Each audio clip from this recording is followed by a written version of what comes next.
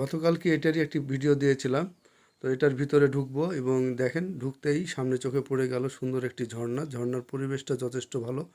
মানে সব কিছু মিলিয়ে খুব সুন্দর একটি প্রাকৃতিক সৌন্দর্য তুলে ধরার চেষ্টা করেছেন এবং আসলেও অনেক সুন্দর লাগছে।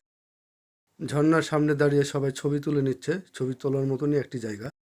ঝর্ণার ঝর্ণার প্রকৃতি আসলে অনেক চমৎকার, মানে মনে হচ্ছে যে একদম অরিজিনাল, এরকম মনে হচ্ছে তোদের পরিপাটি এবং ভালো লাগছে। চলুন আরো কিছু জায়গায় আপনাদেরকে নিয়ে যাব। পরিবেশটি এমনভাবে তৈরি করা হয়েছে মনে হচ্ছে যে কোনো নদীর একটি নালার পাশ দিয়ে আমরা হেঁটে যাচ্ছি, এরকম একটি পরিবেশ তৈরি করা হয়েছে। এখানে দেখেন বাঁশবনের নিচ দিয়ে সুন্দর করে একটি ক্যানেল করে দেওয়া হয়েছে, যে পানিটি ঝর্ণা থেকে পড়ে বিভিন্ন দিকে যাচ্ছে এবং এই পানিটি আবার ঘুরে ঝর্ণাতে চলে আসছে। এভাবে করে সুন্দরভাবে করা হয়েছে, বেশ ভালোই লাগছে দেখে। দেশি বিদেশি অনেক পর্যটক দেখলাম এখানে, অনেকে এসেছে দেখলাম।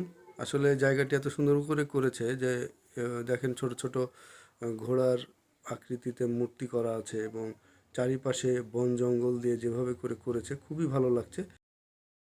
সঙ্গে থাকবেন এবং গ্রিন ভ্যালি অনেক বড় একটি জায়গা, আমরা চেষ্টা করবো আপনাদেরকে পর্যায়ক্রমে পাট পাট করে দেখানোর জন্য।